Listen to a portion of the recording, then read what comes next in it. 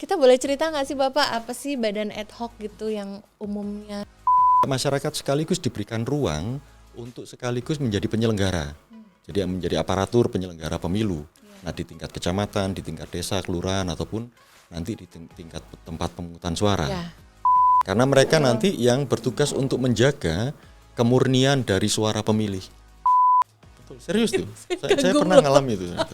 Saya kagum. Teman pemilih, Gitu ya. siapa yang ikutan kagum dan kaget? Pak Melas pernah.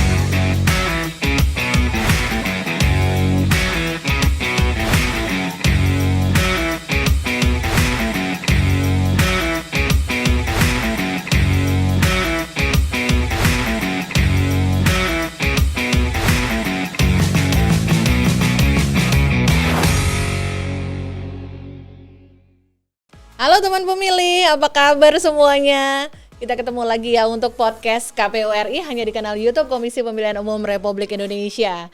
Tetap dengan saya Reni untuk host podcast KPU RI, dan episode kali ini kita kembali menghadirkan tamu spesial yang wajahnya pasti sudah sangat familiar sama teman pemilih semua ya. Kita mau ucapkan selamat datang dan sapa dulu Bapak Agus Melas. Halo Mbak Reni. Apa kabar?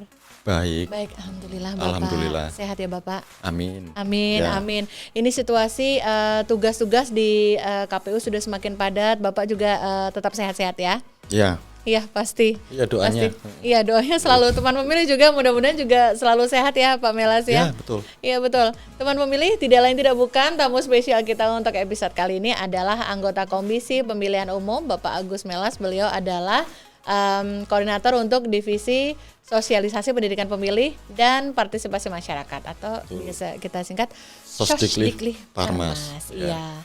Bapak, situasi sampai saat ini tahapan pemilu yang sedang dijalankan oleh KPU sebagai penyelenggara pemilu kan sudah terus berjalan ya Bapak? Betul. Sudah bulan kesekian nih sejak Juni 2022 lalu. Dan kalau kita mau mengajak teman pemilih sama-sama untuk mengingat runutan satu demi satu tahapan penyelenggaraan pemilu kita untuk pemilu serentak 2024, kita sudah sampai nih di tahapan di mana selain pendaftaran partai politik peserta pemilu masih berjalan, ya Pak Melas, dan ternyata kita sedang menyongsong dan memulai tahapan yang baru lagi nih, yaitu perekrutan badan ad hoc. Ya, betul. Nah, itu dia. Ini kalau teman pemilih yang kebetulan nih sering-sering klik nih di medsos atau scrolling di semua medsos atau laman KPU, nggak cuma KPU pusat atau KPU RI tapi juga KPU di provinsi atau kap kota, mungkin lagi banyak nih Bapak ngelihat badan ad hoc, ad hoc, terus ada PPK, PPS gitu-gitu. Kita boleh nih Pak, kayaknya kita cerita sedikit gitu sama teman pemilih, pasti masih ada tuh beberapa yang kayak apa sih badan ad hoc gitu, badan kok kayak ke Inggris-Inggrisan gitu atau yang sejenisnya itu. Kita boleh cerita nggak sih Bapak, apa sih badan ad hoc gitu yang umumnya gitu? Ya, badan ad hoc itu sebenarnya bagian dari struktur KPU di organisasi penyelenggara pemilu, tetapi yang posisinya ada di tingkat kecamatan, desa, dan kelurahan, sampai nanti tingkat TPS. Jadi mereka memang posisinya bukan seperti kita yang di KPU RI, provinsi, kabupaten, kota yang permanen masa jabatannya 5 tahun, kalau mereka durasi waktu tahapan. Oh, iya.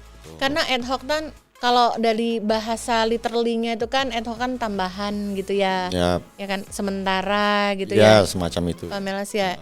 Kalau teman pemilih mengingat lagi, tadi seperti disampaikan Pak Melas, kalau KPU-nya sendiri kan ada di pusat, di semua provinsi dan semua kabupaten kota. Betul. Sementara dengan masyarakat Indonesia yang segini berjuta-juta banyaknya, kita memerlukan banyak lagi panitia penyelenggara pemilu itu ada di level kecamatan. Kecamatan itu yang disebut PPK ya. Iya, panitia pemilihan kecamatan. Panitia pemilihan kecamatan. Kemudian turun lagi kalau di struktur administrasi kenegaraan kita di bawah kecamatan, kelurahan. Desa atau ya kelurahan. Bapak. Desa atau kelurahan. Atau sebutan lain lah. Atau sebutan lain yang sejenisnya. Misalnya, Iya betul Bapak. Desa atau kelurahan. Oh iya, kalau misalnya kalau di beberapa daerah kan, misalkan daerah khusus ada yang menyebut kecamatan itu sebagai distrik ya Bapak. Betul. Seperti di Papua itu distrik. Betul. Itu tapi levelnya kecamatan. Levelnya adalah kecamatan. Itu disebutnya kalau di di badan ad hoc-nya namanya adalah panitia pemilihan kecamatan. Betul. PK. Kalau di kelurahan atau desa atau sejenisnya kita menyebutnya PPS. Panitia Pemungutan Suara. Panitia Pemungutan Suara, iya itu biasa disingkat PPS, gitu. betul. Itu tuh yang sering teman pemilih lihat tuh yang akhir-akhir ini lagi berseliweran di banyak media, tidak hanya media sosialnya KPU seluruh Indonesia, tapi juga di media-media mainstream mungkin ya Bapak, lagi banyak tuh diomongin di berita atau di TikTok juga banyak tuh, Pak Melas pasti, banyak yang sudah pada antusias untuk itu. Antusias dan ngajak-ngajak gitu Bapak. Oh iya harus itu. Mengajak-ajak gitu untuk jadi badan ad hoc. Tapi kan tidak hanya itu ya Pak Melas. Kalau secara umum itu kayak itu kan di dalam negeri sampai tadi Bapak menyebutkan ada yang dekat badan ad hoc yang baru nanti dibentuk itu deket-deket sama hari pemungutan suara. Oh iya betul, nanti ada KPPS namanya. Itu KPPS. Nanti dia itu disebut sebagai kelompok penyelenggara pemungutan suara. Nah itu lokasinya di tempat pemungutan suara. Di TPS ya Pak Melas. Nah itu yang sering kita lihat kalau di hari hari pentingnya, betul. di hari pemungutan suaranya tuh ada petugas yang bertugas, ada yang manggil, ada yang memberikan surat suara, nanti melakukan menghitung, ya itu namanya KPPS. Ya betul. Ya, kelompok penyelenggara pemungutan suara itu yang biasanya dibentuknya dekat-dekat hari H pemungutan ya Bapak. Betul. Ya. Kalau dalam nanti pemilu kita 2024 nanti 14 Februari 2024, kayaknya baru akan dibentuk kayak Desember 2023an gitu. Betul. Nah itu kan di tanah air ya Bapak, itu kan ada juga nggak Bapak nanti untuk yang pemilu, karena kan pemilu kita itu KPU kan cuma ada di Indonesia nih. Yang kayak untuk warga negara kita di luar negeri nanti apakah cuma pakai KPU kan enggak ya Pak ya? Ada panitianya ada juga sendiri. Pak ya? Nanti ada PPLN. Panitia Pemungutan suara luar negeri itu ya. Berarti ada KPPS LN. Tambahin ada juga, LN ya Pak. LN-nya itu ditambahin. Seru banget. Itu berarti hampir di setiap negara yang ada disinyalir ada warga negara Indonesianya ada juga ya? Ya bergantung pengelompokan warga negara kita ya, pemilih. Nanti mungkin di beberapa tempat perwakilan negara Indonesia di luar negeri kan tetap sebenarnya event pemilunya kan tidak hanya untuk warga negara Indonesia yang tinggal di Indonesia, tetapi juga warga negara Indonesia yang ada di luar negeri. Mereka punya hak untuk memilih, maka harus dilayani. Dan ini yang melakukan pelayanan mau tidak mau itu yang disebut badan ad hoc. Badan ad hoc, iya betul. Biasanya sih yang terlibat ya seperti KBRI gitu-gitu ya Bapak ya. Ya, terus anak-anak teman-teman mahasiswa yang di luar negeri terutama. Itu udah sering denger deh, udah sering lihat deh kalau kayak entah kenapa kalau teman-teman mahasiswa atau pelajar-pelajar yang ada di luar negeri itu kayak apa ya Bapak? Kayak tergambarnya tuh kok ini cuman kayak yang tertangkap sekilas ya, kayak rasa memiliki keindonesiaannya tuh kayak jauh lebih strong gitu. Oh iya. Iya Pak ya. Ya normal kan. Normal, tinggal di luar negeri jauh dari orang tua, kangen gitu. Gitu ya. Dan kalau sudah diputarin lagu Indonesia Tanah Air Beta itu biasanya sambil gitu. nyanyi itu sambil netesin air mata lah. Ya pasti. Bapak dulu gitu juga ya? Ya pernah. Ya pernah lah itu. Ya pastilah Pak ya, ada sama kalau kita nyanyi itu. Lagu Indonesia Raya kadang-kadang kan. Pasti. Somehow itu lagu yang magical banget gitu Pak ya. Menggugah. Betul, menggugah. Nah tadi juga ngobrolin badan ad hoc yang ada di luar negeri, seperti yang disampaikan Pak Melas, ada PPLN, Panitia Pemilihan Luar Negeri. Nanti KPPS-nya juga ada di hari H. Betul, tidak hanya melibatkan orang kedutaan atau yang petugas atau officer officer orang Indonesia yang bertugas di sana, tapi juga teman-teman yang lagi pada sekolah di sana ya Bapak. Biasanya gitu. Kalau yang terlibat dari kantor perwakilan itu biasanya menyediakan untuk sekretariat ya, tenaga pendukungnya. Ya betul. Dan itu adalah momen-momen yang sepertinya dirayakan dengan sangat, bukan hanya dirayakan, dikerjakan, ngelakuin tugas tapi dengan penuh semangat gitu. Iya Pak ya. Menurut saya itu momen yang ditunggu-tunggu. Jadi, kan? Misalnya momen jadi petugas ad hoc di luar negeri, kemudian momen perayaan kemerdekaan Indonesia. Itu momen-momen tuh. Pasti momen-momen yang penting dan layak untuk dikenang. Jangankan yang jauh-jauh di luar negeri, di tanah air aja kalau jadi badan ad hoc itu yang taruhlah yang kita sering lihat nih, teman pemilih pasti sering lihat yang kalau di hari hanya pemungutan di KPPS banyak banget TPS-TPS itu yang para KPPS-nya itu dengan sengaja mengolah kreativitas supaya Oh iya. seru ya Pak. Betul. Itu bagian dari gini. Kan sebenarnya ini posisinya diformalkan jadi apa namanya PPK, Ya. PPS ataupun KPPS. Ya. Tapi sebenarnya kalau kita lihat karena event pemilu itu event ya nasional, event kebangsaan, Ya. sebenarnya ada semangat juga gotong royong. Misalnya disediakan tuh mereka dapat honor. Nah, Biasanya honor itu mungkin orientasinya bukan karena dapat honor kemudian dia bekerja. nggak semata-mata Honor ya Pak. itu hanya sampingan saja. Justru kadang-kadang mereka berbagi honornya untuk misalnya setup TPS-nya lebih baik dengan Justru budaya malah- setempat, nah Iya, semacam Pak, itu. ya. Jadi gotong royongnya orang Wow. keluar justru di sana. Bahkan itu artinya kan berarti spending dari harta sendiri untuk membuat suasana di hari H lebih meriah Betul, gitu. biasanya gitu. Jadi itu kerasa banget antusiasmenya ya Iya, Pak ya, iya. semangatnya juga jadi terasa. Coba banyak tuh kan teman pemilih coba komentar yang pernah lihat KPPS-nya bertema Hello Kitty misalkan. Pakai baju adat, ada door prize. Ada door ya. prize. Mungkin Semacam itu. yang beberapa yang pakai kearifan lokal misalnya pakai pakaian adat Adat, ya Bapak. ya, heeh. Tapi ada juga yang mau menarik masa-masa dengan komunitas tertentu mungkin bisa pakai anime. Ya. Baju atau apa dandan kayak K-pop gitu misalnya. Atau Power Ranger kalau zaman saya. Ya. Bapak masih kenal Power Ranger nggak? Oh iya, kenal dong. Masih ya. Kita tumbuh bersama Power Ranger soalnya. Ya, dan Bapak ini juga jadi sekaligus semangat-semangat yang dibawa nih oleh para anggota masyarakat yang memilih untuk menjadi penyelenggara Oh, iya. atau menjadi penyelenggara pemilu yang disebut dengan badan ad hoc itu, entah itu PPK, PPS, Pantarlih atau KPPS itu jadi membawa kita untuk menanyakan kembali gitu Bapak, kenapa sih sebenarnya kenapa masyarakat itu perlu untuk mengambil peran sebagai penyelenggara pemilu? Nggak hanya cuma berperan atau berpartisipasi dengan cara menggunakan hak pilihnya aja di TPS. Kenapa ya Ya Bapak? sebenarnya kan ini berangkat dari prinsip dari kepemiluan itu sendiri. Yang namanya pemilu itu memang event untuk semua masyarakat, warga negara yang punya hak pilih, memberikan suara untuk memilih wakil, kemudian memberikan persetujuan misalnya siapa yang harusnya mewakili saya. Dan itu hanya momen-momen tertentu kan. Jadi dan itu dilakukan secara reguler, misalnya setiap 5 tahun sekali. Nah, pemilu itu karena dia secara prinsip mengartikulasikan suara masyarakat dan itu nanti diubah menjadi kursi perwakilan, maka momentum ini menjadi momentum yang sangat krusial. Nah, di sanalah kemudian masyarakat tidak hanya punya hak untuk menentukan siapa yang dipilih sebagai pemilih, dia punya hak untuk bersuara, memberikan suara, tetapi juga masyarakat sekaligus diberikan ruang untuk sekaligus menjadi penyelenggara. Jadi menjadi aparatur penyelenggara pemilu. Nah, di tingkat kecamatan, di tingkat desa, kelurahan ataupun nanti di tingkat tempat pemungutan suara. Nah, ini bentuk partisipasi yang menurut saya sangat manifest ya, bukan hanya sekedar menjadi pemilih. Dan yang jelas pemilu 2024 ya. Kalau anggaplah kita cari PPK karena levelnya kecamatan. Kecamatan kita di Indonesia itu ya dengan sebutan lain juga ya sekitar 7.000 sekian itu. 7.000 sekian. Saya lupa persisnya nanti.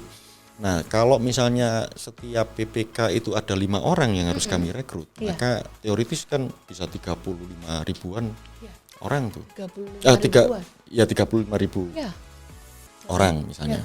Belum lagi nanti desa kelurahan kan hampir 80 ribu lebih. Betul, lebih banyak lagi. Persis.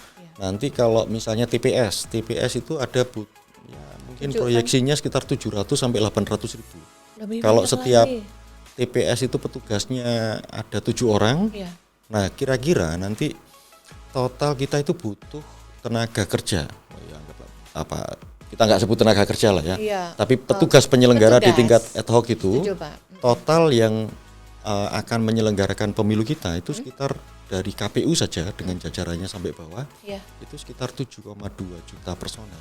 Itu luar biasa loh. Nah itu, jadi ada ruang gerak bagi jutaan warga negara Indonesia yang memenuhi syarat dan nanti akan mengikuti proses-proses seleksi gitu ya, yang disediakan untuk terlibat secara langsung dalam menyelenggarakan pemilu, baik yang pemilu nasional maupun yang pilkada. Betul.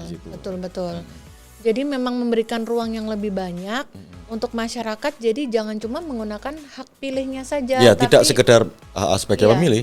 tapi memberikan makna yang lebih tinggi lagi sebagai warga negara Indonesia ya. Betul, karena mereka nanti yang bertugas untuk menjaga kemurnian dari suara pemilih. Betul, betul. Ketika banyak sekali masa di mana kita misalkan melewatkan pemilu terakhir itu, banyak masyarakat yang berkata pemilu harusnya bersih, Ya.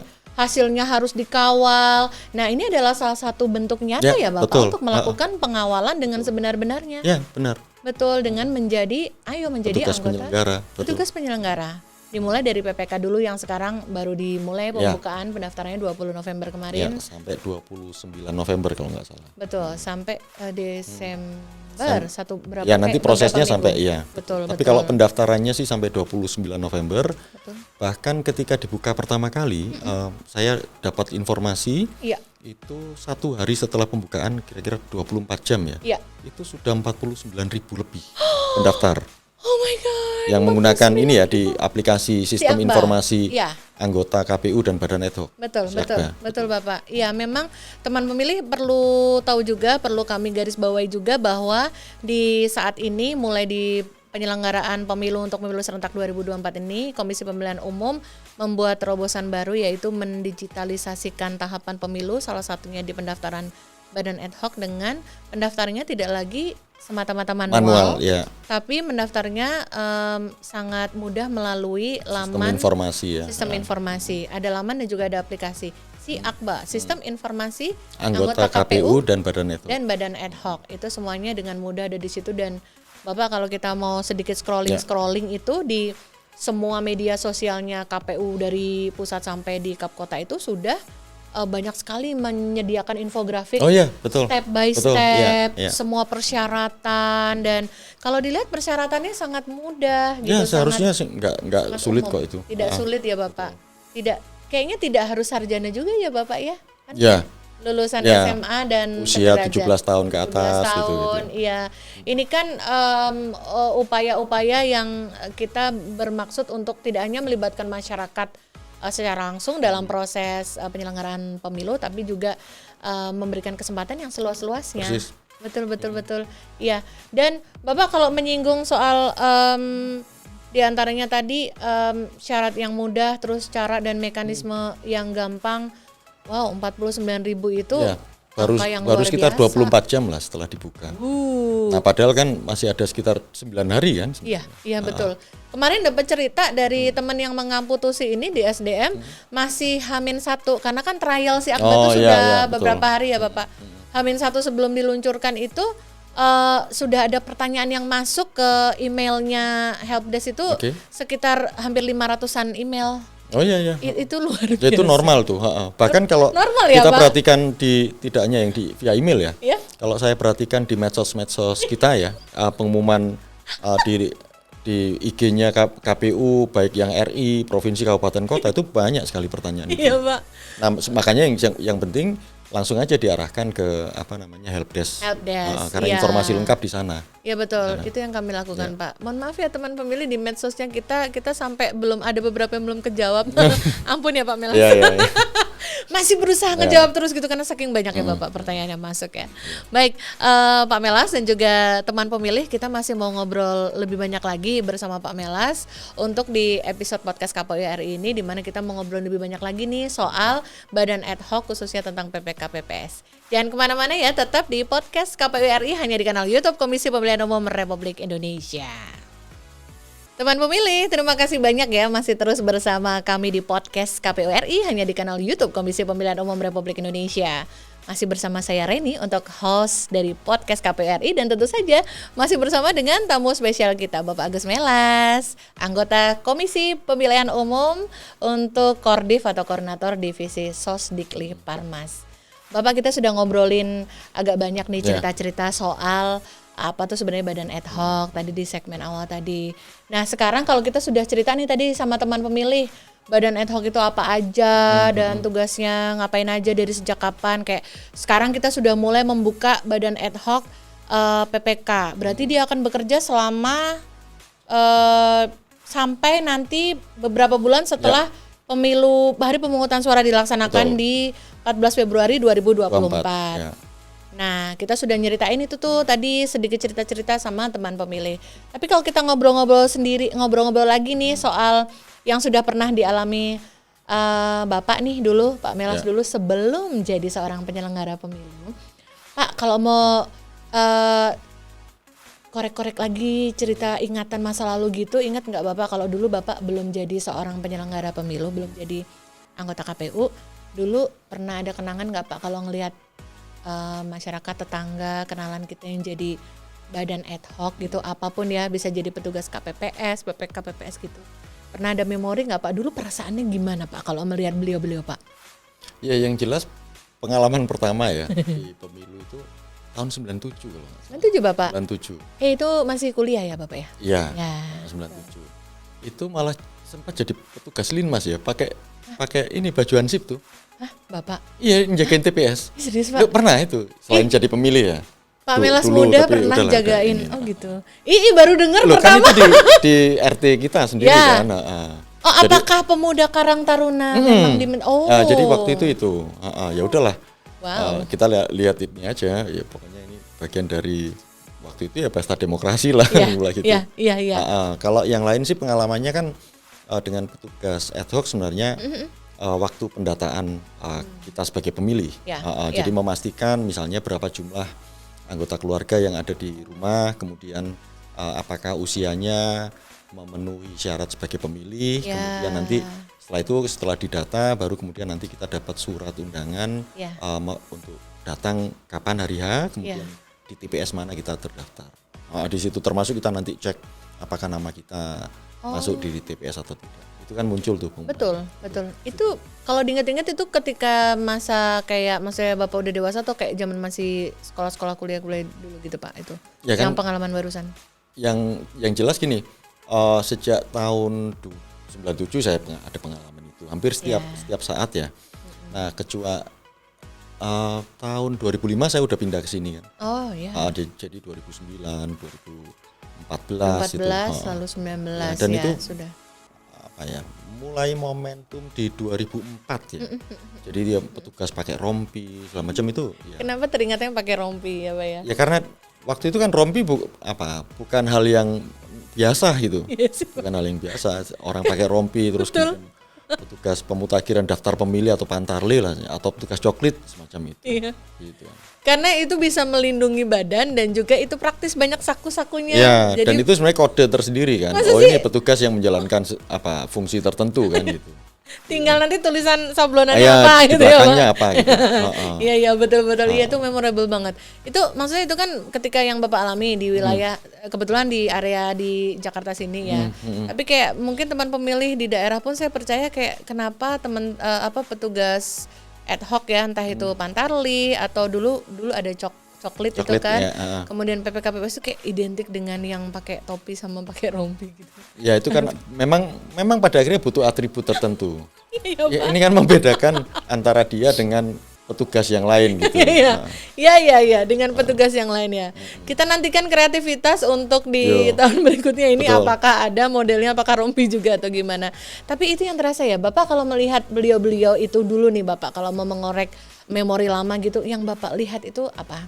Ya, Ketika saya melihat, sih menangkap ini ya, dedikasi orang-orang yang sangat tinggi terhadap bangsanya lah. ya, Mereka melakukan pendataan, memastikan bahwa yang punya hak pilih itu mendapatkan hak pilihnya. iya, Kemudian bahkan nanti sampai ke TPS kan, iya, ketika hari H mereka melayani pemilih, kemudian melakukan penghitungan dan itu sampai selesai, sampai TPS-nya ditutup iya, dan itu bisa disaksikan oleh semua pihak. iya. Jadi ya itu sih menurut saya itu luar biasa itu.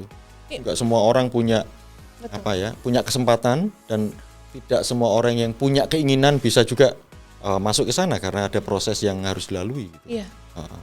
Very well said Bapak. Itu kayak menggambarkan. Apa ya itu semacam komitmen kewargaan gitu loh. Iya Pak ya. Apa Ya. istilahnya saya nggak tahu, mungkin teman-teman kayak civic engagement gitu.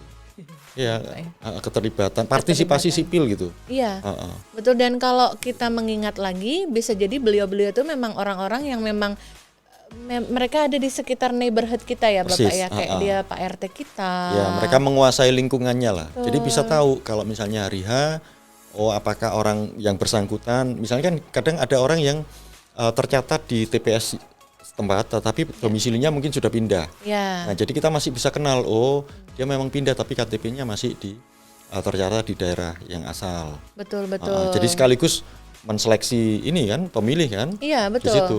Dan memang mengupdate betul-betul ya Bapak ya. Betul. Karena hanya orang-orang lokal situlah yang mengetahui Biasanya tetangga, begitu. iya, dan warga-warganya di situ. Ya. Ini menarik sekali loh.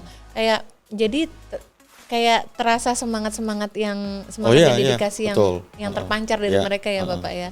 Ini luar biasa sekali, dan itu tidak hanya di satu tempat, bahkan di seluruh Indonesia itu pada seperti saat itulah. yang bersamaan. Iya. Ya, ini kan momen dan event yang sifatnya kolosal. Iya, sifatnya kolosal, dan sebenarnya kita percaya bahwa masih banyak semangat dalam hati jiwa masyarakat kita seluruh Indonesia dari berbagai kalangan dan latar belakang, bahwa semuanya memang masih ingin punya hasrat yang besar untuk mengikuti dan terlibat sebagai penyelenggara pemilu, sebagai badan ad hoc gitu. Kalau bayangkan Bapak yang di Jakarta sini, mungkin yang atau di Pulau Jawa lah, Jabodetabek sini, Pulau Jawa gitu. Bayangkan teman-teman kita masyarakat Indonesia yang memilih untuk menjadi badan ad hoc, di mana mereka tinggalnya di wilayah dengan tantangan geografis yang lebih menantang. Entah jalan yang terjal, yang memang tidak bisa dilalui dengan kendaraan, harus jalan kaki, atau yang kayak harus mendatangi ke masyarakat adat yang misalnya remote area gitu ya. Yang khusus, yang kayak mereka juga punya tata cara yang kayak berbeda. Memang ke situ harus ada tuh Bapak, salah satu daerah misalkan di Sulawesi Selatan misalkan ada yang mengunjungi untuk daerah khususnya, memang kita tidak boleh memakai alas kaki. Itu kan tantangan banget gitu. Tantangan sekali, dan itu hal-hal yang semangat-semangat yang harus tetap kita rayakan dan kita. Persis. Nah, itulah Indonesia memang. Iya. Indonesia kan tidak hanya Jakarta kan. Iya. Indonesia tidak hanya Tangerang. Iya, betul.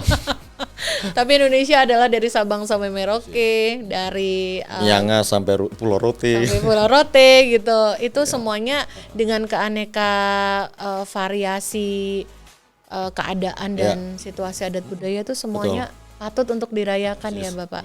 Makanya kami sendiri di Humas KPU itu dengan senang hati melayani semua pertanyaan-pertanyaan yang masuk, kan excitementnya, keriangannya itu memang begitu besar Bapak. Jadi senang sekali ikut merayakan, mereka sama-sama bersemangat. Sampai ada nih Bapak yang kayak nanya-nanya gitu, bilangnya kalau misalnya saya nanti udah selesai jadi PPK atau saya nggak berhasil jadi PPK, boleh nggak saya tetap daftar jadi PPS, karena kan tahapan berikutnya. Saking memang inginnya ikut gitu Bapak, jadi ingin ikut bergabung, ingin ikut merayakan ini gitu. Itu normal lah, itu berlanjut lah. Bahkan gini kan, terutama kalau kita perhatikan struktur kita yang di tingkat kabupaten kota, biasanya sebagian itu juga hasil dari yang mengisi ya, itu mereka yang dulu pernah jadi petugas ad hoc, karena pengalamannya. Itu kan tidak mudah itu. Tidak semua orang juga punya kesempatan untuk mendapatkan pengalaman yang sama. Betul. Nah, itu jadi nilai plus lah itu. Iya. Pasti ya Bapak ya. Kalau mau bicara dalam lingkungan sempit di pagar rumah kita sebagai penyelenggara pemilu aja, berapa banyak anggota KPU dari masa ke masa, baik itu di RI atau di provinsi atau kap kota, yang memang mengawali jejak riwayat kepemiluannya dari ad hoc ya Bapak. Nah, pengalaman-pengalaman itulah yang kemudian oleh KPU ditangkap seiring dengan perkembangan dan pemanfaatan dari teknologi informasi. Nah, misalnya Siakba ini sebagai satu instrumen ya, teknologi informasi ini kan gunanya nanti untuk mencatat, mendokumentasikan dalam konteks SDM kita. Selama ini kan mungkin informasi bahwa ini pernah jadi penyelenggara, ini periode kapan gitu kan. Itu hanya cerita-cerita saja. Tapi ini sekarang akan dirapikan dalam satu dokumen administrasi yang secara teknologi itu bisa memotret semua personel yang terlibat menjadi penyelenggara, termasuk pendaftar, dan itu nanti harapannya jadi semacam database kita. Wow. Itu luar biasa nilainya, karena sudah terrecord dalam aplikasi ya. Bapak tinggal ditarik datanya. Satu saat kalau misalnya segala catatan baik, kemudian atau ada catatan yang lain, itu nanti kan akan berguna buat para penyelenggara ad hoc itu, untuk kalau misalnya ada kesempatan untuk melanjutkan karir misalnya di penyelenggara Ya. atasnya, misalnya di kabupaten kota. Oh iya, semacam itu. betul. Dan penyelenggara pemilu kan juga tidak hanya berhenti di KPU, iya. ada juga di Bisa Bawaslu. ke Bawaslu. Ya, banyak sekali opsi ya, Bapak. Apalagi menjadi misalkan lebih suka berada di jalur NGO misalkan, tapi Iya. NGO kepemiluan itu tetap Persis. akan berguna sekali pengalaman-pengalaman seperti itu. Contohnya adalah Bapak Agus Melas yang mengawali 97 sebagai apa Bapak tadi? Linmas ya. Linmas. Itu Linmas ya namanya. Linmas ya Pak, mengamankan TPS ya Pak. Kan itu peran yang luar biasa loh. Dari awal sudah aman, dijamin aman. Saya gitu. lupa pernah ternyata. Iya Pak, ternyata ini baru terungkap sekarang loh ceritanya loh. Iya. Tapi itu pengalamannya nggak memalukan lah ya. Iya, harusnya. enggak lah Pak. Coba Bapak kalau masih ada fotonya mungkin sekali-kali disepil di IG Bapak gitu. Ada nggak ya waktu Untung nggak ada. Itu. Kok untung? Ya untung nggak ada. Ya sudah tinggal ceritanya saja. Tapi bisa dikenang ya Pak, memori yang Pernah. baik. Iya, Ya itulah pengalaman saya pertama kali dengan ini ya. Iya, iya. kenegaraan. Saya terkagum-kagum Bapak. Iya, ternyata. Jadi Ternyata pernah pakai seragam hansip. kapan sih? Ijo kan Pak? Ijo. Ada sempritannya nggak Bapak? Kayaknya enggak itu. Oh enggak. Berarti waktu itu pangkatnya belum tinggi. Pokoknya ada seragam hijau suruh pakai. Menyenangkan Saya ya juga Pak. enggak waktu seragaman itu ya saya enggak tahu apakah saya mengaca atau enggak ya. Cocok enggak cocok pokoknya pakai gitu. Pak, Karena kan itu- banyak teman-teman yang lain jadi kita pede-pede aja. Iya, seumuran ya. Pak itu kuliah atau SMA Pak? SMA Kuliah. kan? Oh kuliah. Saya kan kuliah 95. Oh iya. Senior. Tua. Iya. Senior Pak ya. Baik Pak, itu cerita kalau boleh digambarkan dengan kata-kata tuh cerita yang cukup menyentuh Bapak. Bagaimana Bapak Kalau boleh diputus juga enggak apa-apa. Dihilangin lah cerita itu. Jangan. Ini yang paling penting ya teman pemilih. Ini yang paling penting. Tapi itu tadi Bapak, bagaimana Bapak menggambarkan memori Bapak dengan para petugas badan ad hoc yang waktu itu berada di sekitar kehidupan atau tempat tinggal. Bapak Dan itu saat jaga kotak suara loh saya. Serius, Pak? Serius. Jaga TPS, jaga kotak suara, kan ketertiban di sepanjang proses tuh. Iya. Iya. Betul, serius tuh. Saya kagum pernah loh. ngalami itu. ternyata. Saya kagum. Teman pemilih, ya. siapa yang ikutan kagum dan kaget Pak Melas pernah jagain kotak suara. Ya, Ternyata harusnya itu bukan sesuatu yang mengagumkan. Itu itu- itu bagian dari ya komitmen kita sebagai warga negara ya. Tapi kalau Bapak berada di hari ini, misalkan apakah Bapak tidak melihat itu adalah sebuah pertanda? Dulu menjaga kotak suara literally secara fisik. Nah sekarang kan Bapak juga menjaga kotak suara sebagai sebuah proses pemilu yang sedang berjalan, pemilu serentak 2024 kan? Mirip ya Bapak ya? Ya, waktu itu kan saya nggak pernah kepikir punya cita-cita jadi penyelenggara pemilu. Iya, berarti itu sebuah visi Bapak, ya nggak sih? Nggak sadar Nggak itu. juga. Nggak diniatkan ke situ ya Nggak, Bapak iya. ya. Itulah jalan hidup. Tapi kenangannya tetap bisa membuat ada. kita merasa bisa menghargai waktu dan Persis. pengalaman kita ya Bapak. Termasuk kalau nggak salah 2004 ya, pemilu 2004 Apalagi- kalau nggak- apalagi, Saya pernah jadi petugas coklit ya kalau nggak salah ya. Coklit ya? ya. Bapak kok bisa jadi petugas coklit? Kan di kampung itu, Oh, di RT itu. oh iya. Ya biasanya kan kalau urusan-urusan semacam itu dari RT RW kemudian Ya. ke Karang Taruna. Gitu. Ya, betul. Ayo pemuda-pemuda, ayo kumpul sini. Ya, ini kalian kerjain ini. Ya, gitu. itu kan bagian dari gotong royong kita ya Betul. di urusan sosial itu. Betul. Kalau Kerja nggak sama. salah, saya pernah deh itu. Pernah ya Pak? Coba deh Bapak diaduk lagi memorinya gitu. Siapa tahu pernah jadi apa lagi gitu Bapak yang kita belum pernah denger ya nggak sih Pak? Ya kita tunggu podcast lain lah ya. Podcast Mungkin ada berikutnya. pengalaman lain. Nantikan podcast berikutnya. Kita membuka tabir cerita Pak Melas. Itu menarik sekali ya teman pemilih. Saya tuh ikut drum band, marching band. Wow, ada itu juga apa? itu. Pokoknya Pak, Nggak. kirain kemarin cerita gitar itu udah paling seru yang kita tahu gitu. Lagi kita taunya Pak Melas serius gitu, belajar, Betul, serius saya- gitu kan. saya jadi ngomong lain nanti. Pak sebentar satu kali aja marching bandnya itu di apa Pak? Kan nggak ada gitar Pak di marching band Pak. Saya pegang bass drum. Wow. Bass drum. Kan 5 bass drum ya, saya yang Iya. paling kecil. Kan berat Pak. Paling kecil sih. Paling kecil. Ya ini obrolannya Iya, udah tapi seru. gara-gara itu, gara-gara ikut marching band, pertama kalinya saya punya kesempatan melihat ibu kota.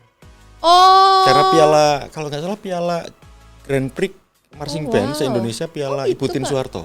Itu kan sesuatu yang rutin tuh. Waktu saya kuliah. Itu kuliah. Bapak kuliah masih mau marching band? Ya enggak? Ya. Kan ikut organisasi mahasiswa, Ya, ikut organisasi di Senat, Iya. kemudian ikut marching band ya. Sebagai ekstrakurikuler, Top kemudian banget loh itu. setelah itu Coba, ya ikutan ikut langsung. organisasi sosial lah di luar. Ekstra Iya, iya. kampus ya ada. Iya, iya, Pak. Iya, Pak. Iya, Pak, saya salut ya Bapak. Bapak masih mau marching band. Ya, ada deh. Kita cari fotonya nanti. Coba gitu. Ya itu musik. Gali.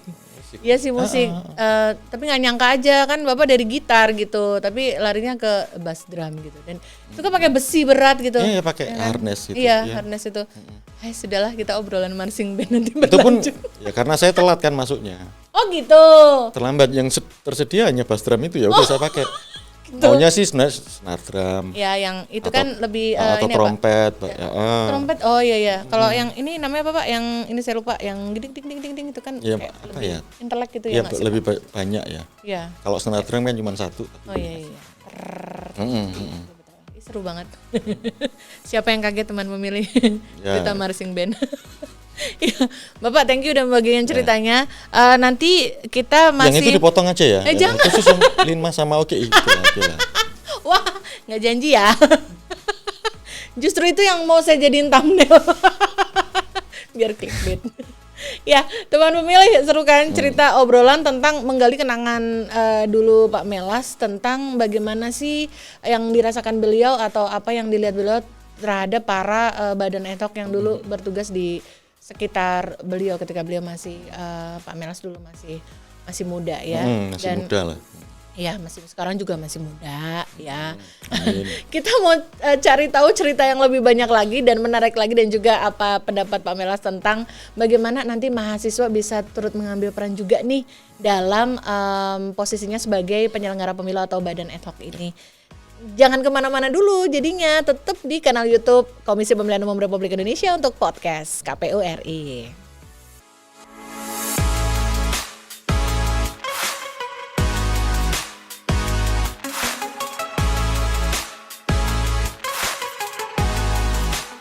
Terima kasih masih terus bersama kami di podcast KPU RI hanya di kanal YouTube Komisi Pemilihan Umum Republik Indonesia. Teman pemilih masih setia kan untuk ngikutin podcast episode kali ini karena cerita kita bersama tamu spesial kita di episode kali ini yaitu Bapak Agus Melas, anggota Komisi Pemilihan Umum, Kordiv Sosdiklih Parmas. Beliau masih bersama kita untuk menceritakan lagi pengalaman dan juga banyak cerita dan juga informasi tentang badan ad hoc yang saat ini masih dalam proses perekrutan khusus untuk PPK ya Pak Melas. Bapak, kita tuh ngebuka satu kolom question atau pertanyaan di Instagram story-nya KPU RI. Kita tuh mau ngajakin teman pemilih ada nggak yang punya pengalaman atau cerita soal badan ad hoc gitu, dan ternyata ada beberapa nih Bapak yang membagikan ceritanya. Oke. Kita bacain ya Bapak. Boleh. Yuk. Nah, yang pertama dari namanya aja udah seru nih, namanya PPS Paseban. Itu nama atau sebuah institusi. Dia mengatakan, aku pernah jadi PPS. PPS Bapak. PPS berarti di kelurahan, Ya, desa desa atau kelurahan, sejenisnya. Ya. Serunya punya pengalaman. Ini teman kita nggak nyebutin sih dia usianya di berapaan gitu. Tapi ada cerita lucunya, pagu ATK sama rata antara desa besar dan kecil. Ya nggak apa-apa ya Bapak, komentar ya. Namanya juga alat kerja ya kan. Thank you ya Kakak udah membagi pengalamannya. Jadi ternyata seru banget menjadi petugas PPS saat itu. Pasti Itu kayaknya, mungkin Paseban sini Jakarta Pusat. masa sih Pak Paseban? Dia PPS kan? PPS. Iya. Kelurahan. Oh gitu. Ih, jangan-jangan tetangga. Ya, jangan-jangan. Waduh, nanti kita cari tahu ya. Baik, sekarang yang kedua ya Pak Melas. Ini ada si kakak bernama Diki Syahputra. Min, aku mau ikut lagi. Mau daftar badan ad hoc karena waktu itu cuma jadi KPPS. Wah. Oh ya, Berarti yang di TPS ya. Bertugas di TPS. Ya. Kamu jadi apa Kak Diki? Apakah kamu juga yang jagain kayak Pak Melas? Linmas. Mas. Atau jangan-jangan Kak Diki adalah ketua KPPS-nya. Mungkin aja ya. Ya bisa jadi. Semangat ya, daftar lagi ya. Tahun ini mau daftar apa? PPK-nya dulu gitu ya mungkin ya. Semangat Kak Diki. Thank you ceritanya. Satu lagi Bapak. Pak Melas ini ada tanggapan dari kakak RTT SYA 42_. Oh, dia belum pernah mendaftar tapi tahun ini mau mendaftar. Doain ya Min biar lulus, biar nanti tahun depannya, tahun berikutnya, pemilu berikutnya bisa menceritakan keseruannya. Oh, semangat ya Kakak. Bila perlu lulus. Kita doa bareng untuk dia sekarang. Kita doa bareng ya Bapak. Oke, ya udah nanti begitu kita close kita doa bareng buat Kakak ya. Kakak Tasya nih, Kakak Tasya dan semua teman pemilih lain yang juga menyaksikan dan saat ini tengah proses mendaftar atau baru mempersiapkan dokumen-dokumen untuk mendaftar. Semangat ya, mudah-mudahan lancar lulus dan bisa menjadi penyelenggara pemilu. Yang luar biasa.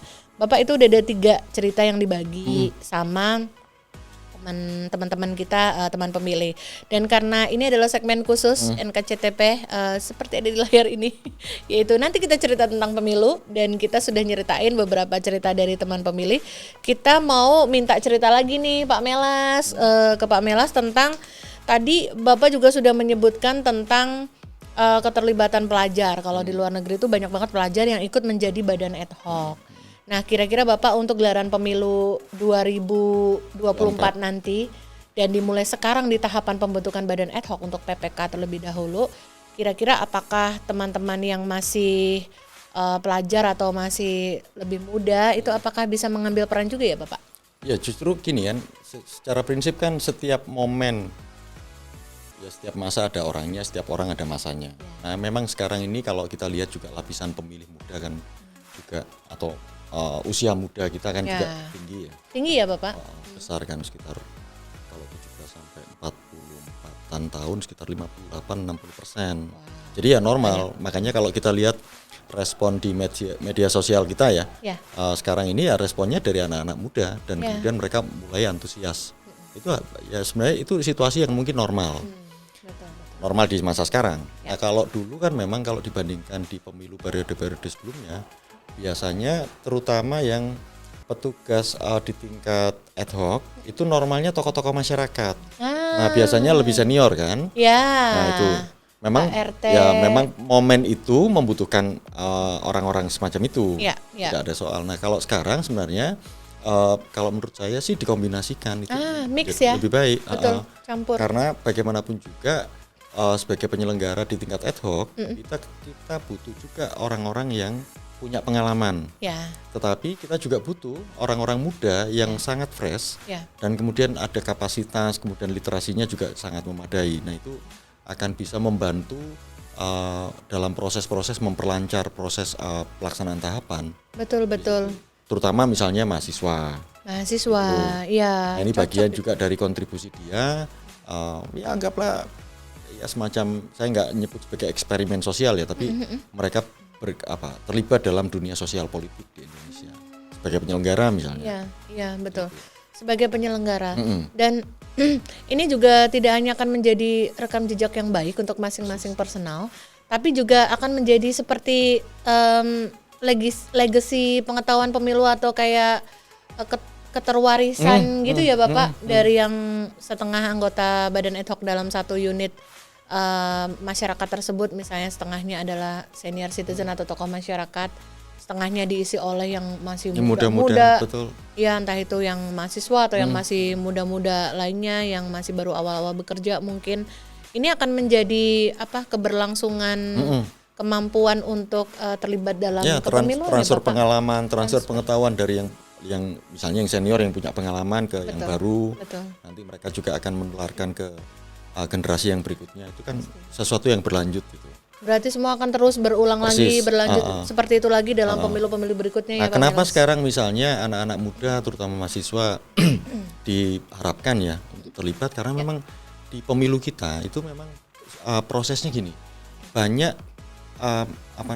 aspek-aspek kepemiluan kita yang membutuhkan orang-orang yang punya misalnya dari sisi usia ya. Dia fresh, kemudian punya energi yang sangat luar biasa gitu, dan itu kemudian dalam konteks tertentu melakukan pencatatan, dokumentasi administrasi, sehingga bisa meminimalisir tingkat kesalahan. Kan itu kan tidak mudah gitu. Nah, itu biasanya kalau anak-anak muda mungkin lebih apa namanya? Tenaga dari sisi tenaga ya. Itu lebih baik nanti teman-teman yang lebih senior bisa lakukan supervisi. Nah, itu saya kira kombinasi yang menurut saya cukup baik ya. Betul. Kombinasi yang cocok itu yang luar biasa ya Bapak. Memang tidak bisa dipungkiri yang namanya orang masih muda memang punya kelebihan secara fisik jauh lebih energik, mata juga jauh lebih strong, lebih awas, konsentrasi, terus begadang juga lebih kuat ya Bapak. Itu tidak hanya tidak semata-mata diartikan tapi juga itu ada sebuah kelebihan juga ya Pak ya. Kuat begadang itu adalah sebuah skill gitu. Nggak semua orang punya skill itu. Ya Bapak, berarti Pak Melas sendiri juga mengamini ya kalau lebih banyak rekan-rekan muda khususnya nih buat mahasiswa kayak mungkin nih mahasiswa yang sudah mata kuliahnya udah nggak banyak, kayak tingkat akhir terus, atau mungkin kan kemarin ada diserukan kampus Merdeka Belajar juga. Ya, kalau misalnya ini bisa menjadi bagian dari apa namanya mengoperasionalkan kebijakan nasional dalam konteks sistem pendidikan ya bagus. Misalnya kalau terlibat sebagai penyelenggara ad hoc di tingkat kecamatan kan sekian durasi waktu kerjanya kan sekian bulan tuh. Nah, kalau misalnya itu bisa dikompensasi sebagai SKS misalnya pengganti SKS kan itu juga hal yang punya nilai gitu. Termasuk saya kira ini PR buat KPU ya ke depan. Bukan hanya KPU bahkan tetapi misalnya sektor swasta kita ya dalam konteks pekerjaan. Nah, apakah mungkin ke depan itu begini? Ketika membuka lowongan kerja itu diprioritaskan justru pada orang-orang yang dulu pernah terlibat secara sukarela mendharma baktikan waktu, tenaga, pikirannya dalam kehidupan sosial seperti menjadi penyelenggara pemilu segala macam. Itu kan nanti biar tidak berhenti hanya sekedar sertifikat. Nah, kalau bisa dunia pekerjaan, lapangan pekerjaan itu ketika membuka rekrutmen, apakah pekerjaan atau beasiswa yang semacam itu punya sertifikat tertentu ya sebagai penyelenggara mau di tingkat manapun itu dapat poin sendiri lah kalau tidak bisa diprioritaskan. Nah, semacam itu. Jadi ya ini satu insentif buat kita sebagai bangsa ya, bahwa kita justru membuka ruang bagi anak-anak Indonesia, warga negara Indonesia untuk terlibat secara aktif berkontribusi dalam upaya untuk menjaga pelestarian tatanan negara kesatuan Republik Indonesia yang demokratis. Semacam itu melalui pemilu, menjadi penyelenggara pemilu. Kita awali dari situ dulu. Ini kesempatan yang ada tidak setiap bulan, tidak setiap tahun, persis. Tapi 5 tahun sekali kan? 5 tahun sekali. Dengan kita membekali diri kita di kehidupan ke depan itu dengan sekarang mengambil pengalaman untuk menjadi penyelenggara pemilu, itu pasti akan punya nilai yang tinggi sekali ya Bapak. Entah apa yang akan menanti kita di depan, tapi kalau teman pemilih mau mencoba untuk mendedikasikan sekian bulan, hanya sekian bulan ya Bapak, waktu dan juga tenaga serta konsentrasinya untuk menjadi badan ad hoc penyelenggara pemilu, pasti akan menjadi investasi yang sangat bermakna sekali. Kita tidak pernah tahu kok, satu saat kita akan dihargai seperti apa itu. Ya berikan aja sesuatu itu. Yang penting dari awal berani untuk mengambil kesempatan ini ya Bapak ya. Di sini saja kan baru saya sadar, saya dulu pernah linmas ternyata. Gara-gara duduk di meja ini baru ingat coba. Ini kayaknya meja kotak Pandora itu. Kita tidak tahu apa yang akan terjadi kalau duduk di sini ya Bapak ya. Nah itulah. Ya Bapak, berarti penting sekali ya Pak Melas untuk semua teman pemilih, semua yang mungkin aja kebanyakan mungkin mahasiswa yang masih tengah-tengah belajar atau lagi proses belajar tahap akhir, karena sekarang kan juga banyak tuh yang magang ada kalau dulu KKN itu kan dikonversikan dalam bentuk magang sekarang. Siapa tahu kampus-kampus terkemuka di tanah air udah mulai mencoba melibatkan, ada upaya untuk melibatkan mahasiswa yang didorong untuk juga aktif sebagai kader demokrasi, ya didorong untuk ini dirubah menjadi SKS ya Bapak ya. Tidak hanya pengalamannya. Nanti tinggal dipastikan saja bahwa syarat-syarat, kalau masalah detail syaratnya nanti dicek saja di websitenya KPU kan. Iya, sudah ada tidak hanya di webnya KPU, di info Pemilu, ya. KPU Go ID, Persis. tapi di semua media sosial yang ada kata KPU-nya itu semuanya sudah Ya. menceritakan dengan gamblang ya, teman pemilih dan juga Pak Melas mau definisi pekerjaannya apa, Ya, ya. masa kerjanya kapan, tugasnya ngapain aja, sampai gajinya berapa itu juga dipajang di situ Bapak ya. Lebih tepatnya honorarium. ya.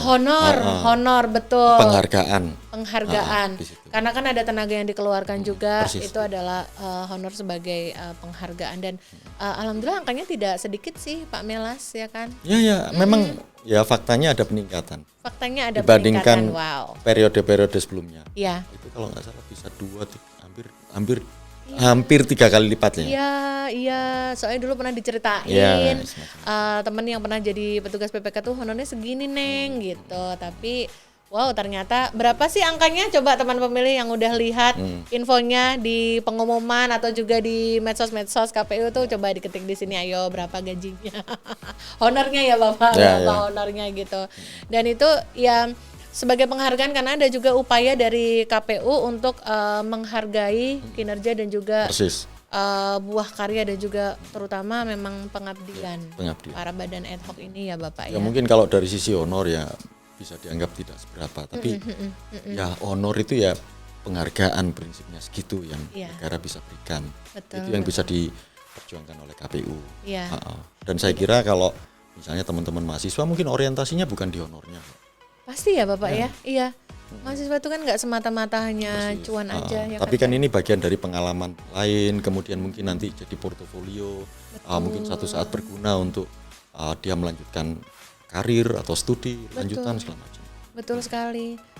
Mengisi waktu kita sekarang nih teman-teman mahasiswa dengan terlibat sebagai bagian dari pemilu dan juga demokrasi di tanah air pasti akan membawa hal-hal positif yang baik di kehidupan ya, kedepannya. apa yang kita Pak, lakukan baik pasti akan berbuah baik. Gitu. Pasti.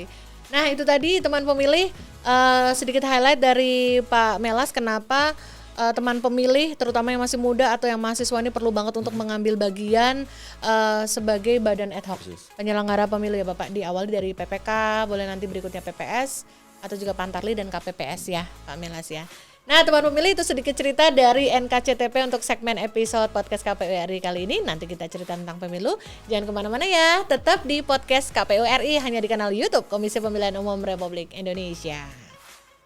Nah teman pemilih gimana, masih setia kan di podcast KPU RI karena seru banget kan obrolannya.